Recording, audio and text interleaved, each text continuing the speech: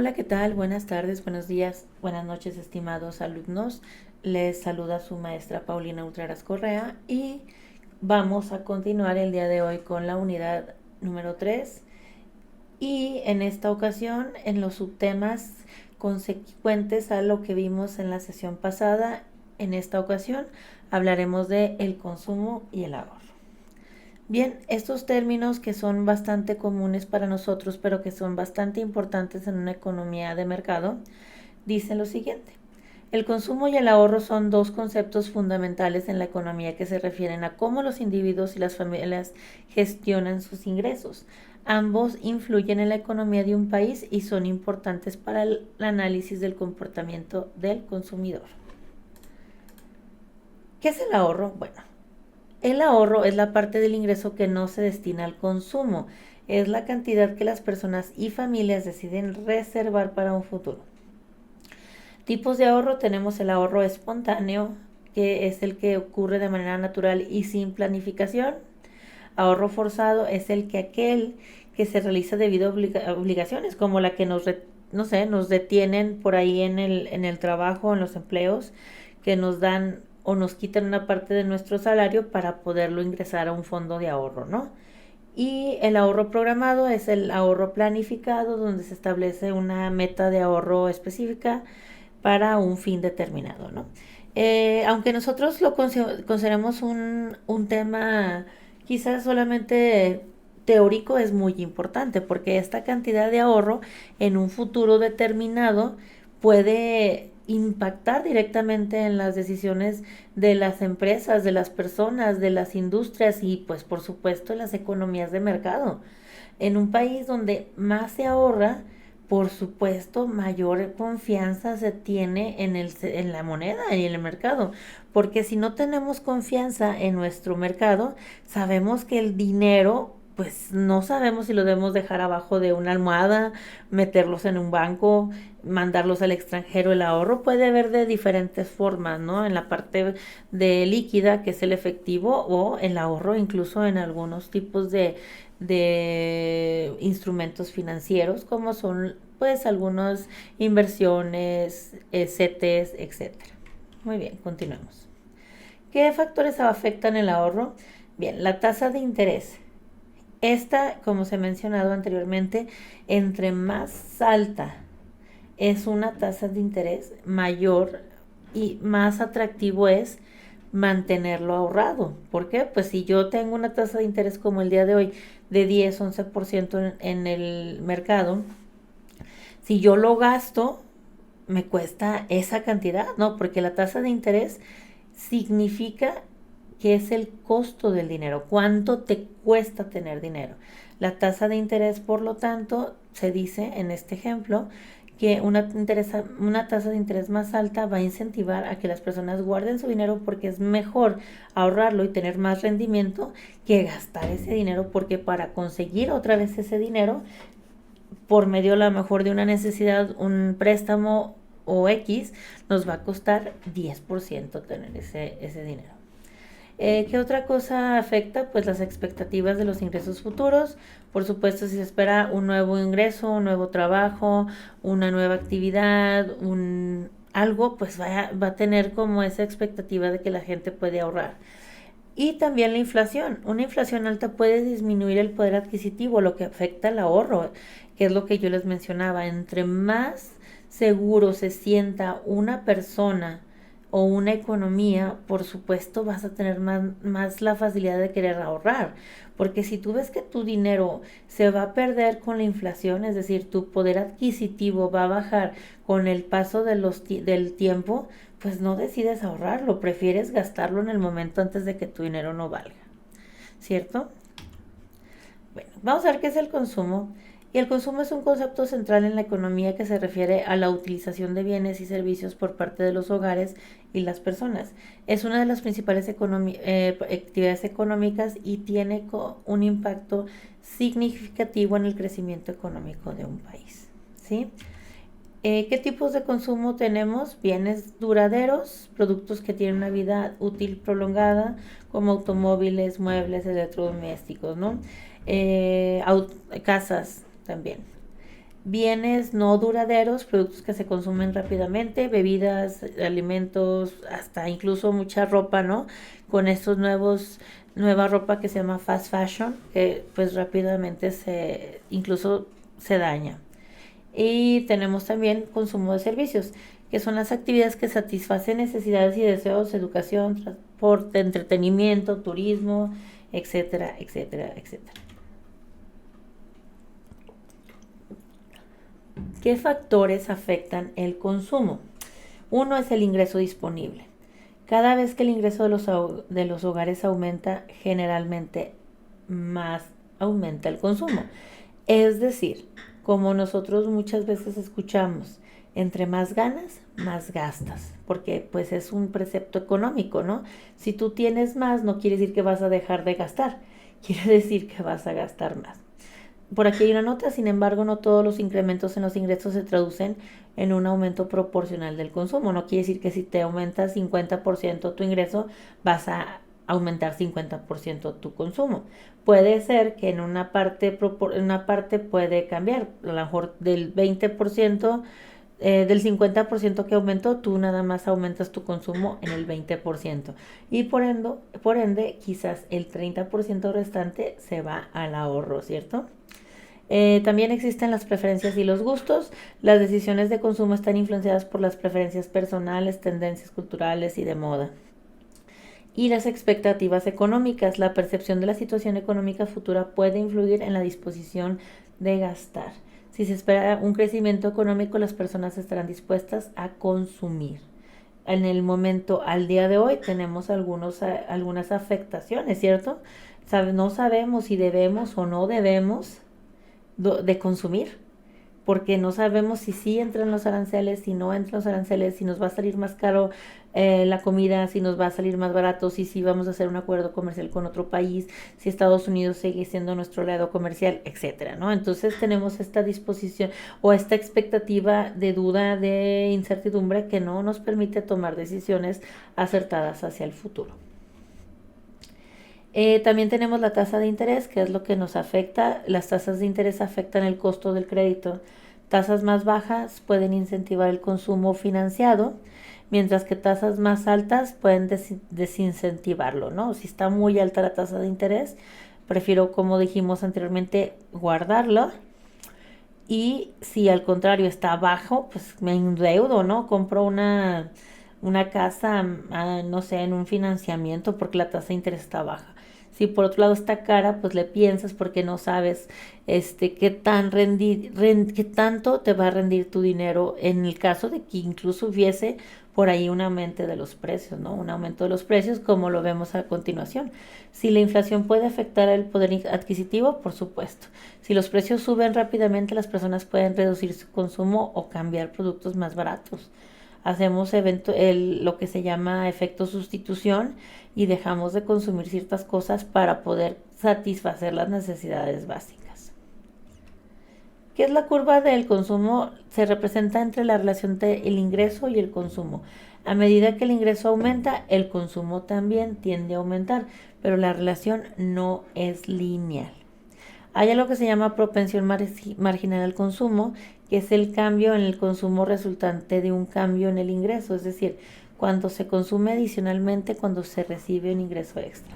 ¿Sí? Aquí nosotros vamos a determinar que el ingreso es una de las constantes que tenemos, el consumo es otro. Entonces, aumenta nuestro ingreso, aumenta el consumo. Y existe esta parte que se llama propensión marginal del consumo, que en el momento de que nosotros gastamos, no necesariamente gastamos el 100% de lo que nosotros aumenta. Puede ser, como les mencioné anteriormente, una proporción, el 20%, el 30%, el 50%, dependiendo incluso de nuestro modus vivendi, ¿no? Si tú tienes una necesidad básica, pues no vas a consumir más de lo necesario. ¿Cuál es la importancia del consumo en la economía? Bueno, se determina como el motor de la economía. El consumo es uno de los componentes más importantes del Producto Interno Bruto. Es decir, un alto nivel de consumo indica una economía saludable.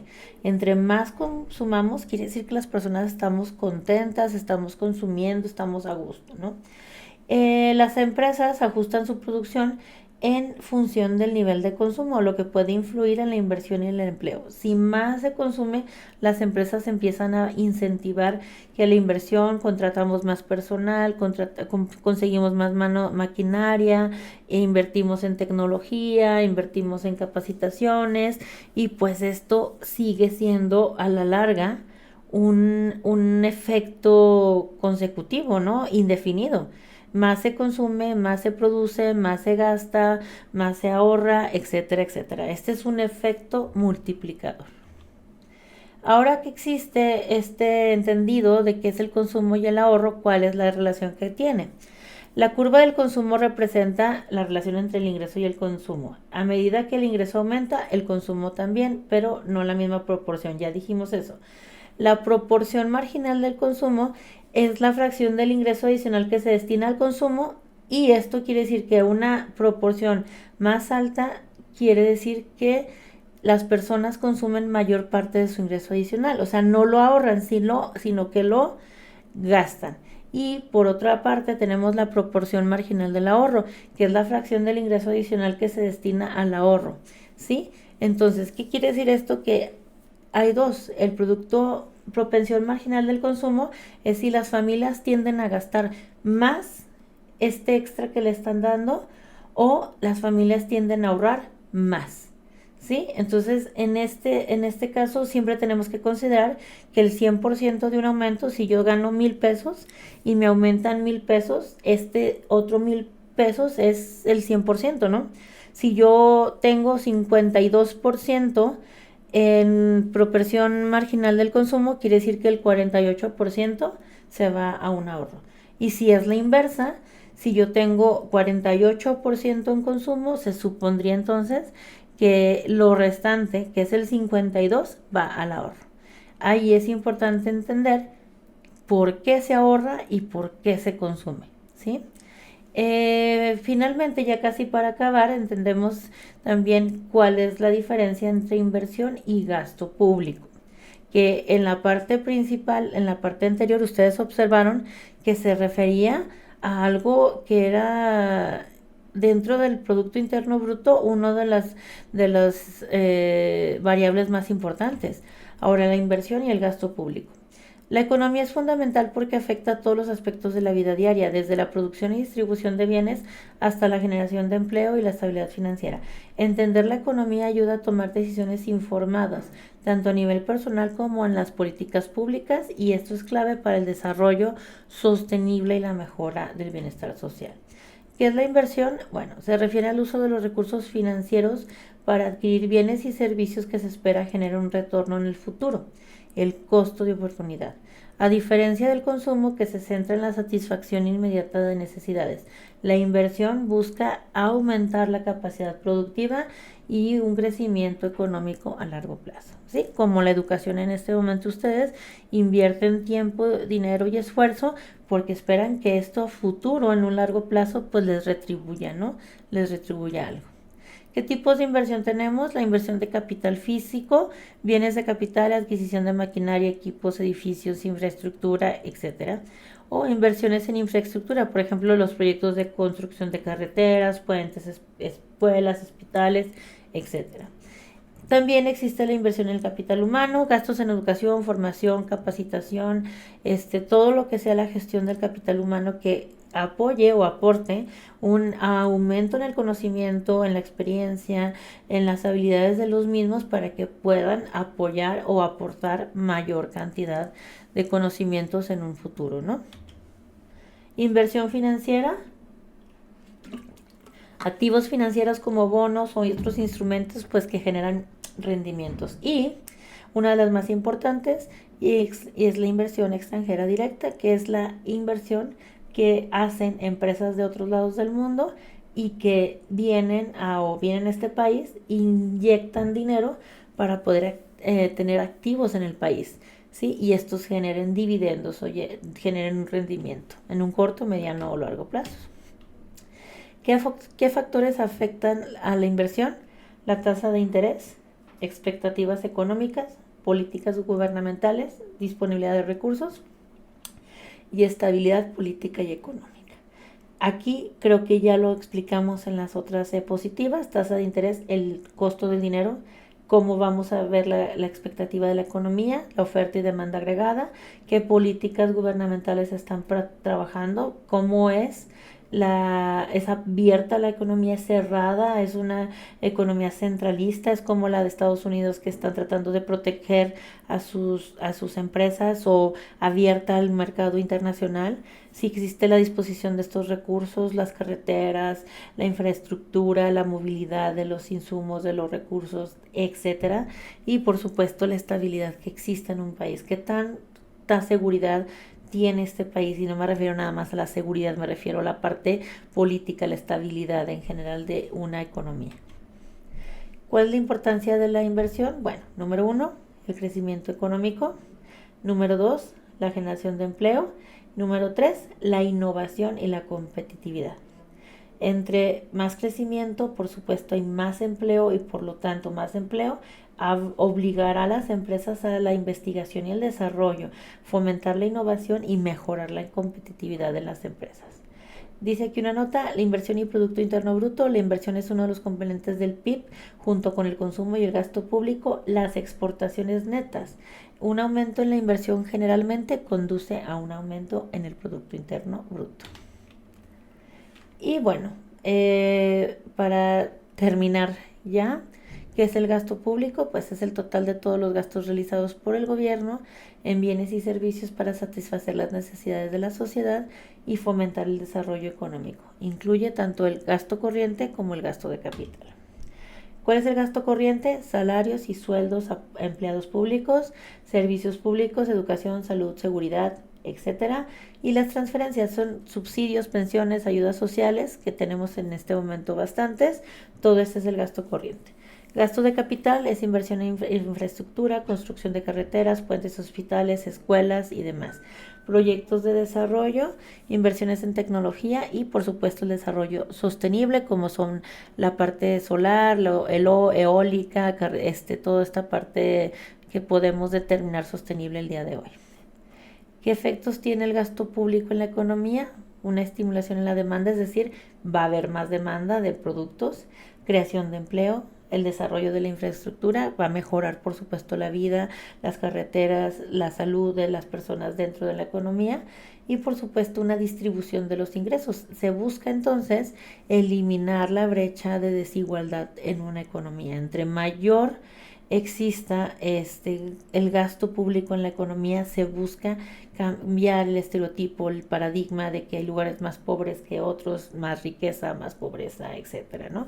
Eso se refiere con el efecto más importante del gasto público. ¿Qué relación tiene el gasto público y la política fiscal? Una política expansiva aumenta el gasto público para estimular la economía durante procesos o periodos de recesión, y una política contractiva reduce el gasto público para controlar la inflación en tiempos de crecimiento excesivo. La política fiscal entonces aumentará, por ejemplo, aumenta algunos impuestos o algún tipo inyecta algún tipo de impuesto en ciertos procesos para que se deje de consumir, baje la inflación. Y por otro lado, cuando estamos en tiempos de crecimiento, puedes bajar incluso tasas de intereses para que la gente consuma. También existe por ahí los impuestos, los eliminas para que las personas también decidan consumir más. Nota aquí, es importante que el gasto público se mantenga dentro de los límites sostenibles para evitar déficits fiscales excesivos. La efectividad del gasto público depende de una gestión adecuada y correcta en la asignación de recursos. Y finalmente, pues dice aquí, gasto público como motor de inversión. El gasto público en infraestructura, carreteras, puentes, hospitales, escuelas, crea un mejor entorno propicio para la inversión privada. Por ejemplo, una mejor infraestructura reduce costos de transporte y mejora la eficiencia empresarial, incentivando a las empresas a invertir más. Cuando el gobierno invierte en proyectos de infraestructura, esto se considera gasto público. Esta inversión directa puede generar empleos y estimular la economía al aumentar demanda de bienes y servicios. Fácil, ¿no? Entre mejor condición tenga yo para poder vender o producir algo, estaré más dispuesto a hacerlo, y por lo tanto comienza todo este efecto multiplicador de bienestar general. El gasto público tiene un efecto multiplicador en la economía, lo acabamos de mencionar. Cuando el gobierno no gasta en proyectos de infraestructura, solo crea empleos directamente, sino que también genera ingresos para todos sus trabajadores, quienes a su vez van a gastar en otros servicios y estimulan la inversión privada. El efecto multiplicador. Los efectos multiplicadores generan estabilidad económica, políticas fiscales, sostenibilidad y eficiencia. Aquí pues pueden ustedes darle la lectura, es lo que hemos estado hablando hasta el momento del día de hoy, que es un efecto multiplicador. Por ahí esperen una actividad para poder quedar en claro este concepto tan importante en la parte económica. Hay un pequeño ejemplo aquí. Proyectos de infraestructura. La construcción de una nueva carretera no solo es una inversión pública, sino también facilita el crecimiento de empresas locales al mejorar el acceso a los mercados. La educación y salud. El gasto público en salud y educación no nada más mejora la calidad de vida, sino que también forma una fuerza laboral más capacitada, lo que a su vez puede atraer más inversión privada. Muy bien, a manera de conclusión, el modelo macroeconómico es una herramienta indispensable para comprender la dinámica de la economía global. Su capacidad para integrar diferentes variables y ofrecer un análisis profundo de las interacciones económicas es crucial para la formulación de políticas efectivas que promuevan la estabilidad y crecimiento sostenible.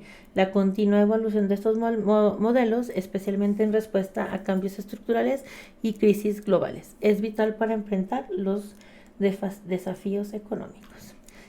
Muy bien, gracias compañeros, gracias estimados alumnos. Con eso terminamos la unidad número 2. Espero haya quedado comprendida. De todas maneras, revisen las actividades en plataforma y estamos en contacto. Seguimos con las clases. Gracias por su atención. Bonita tarde.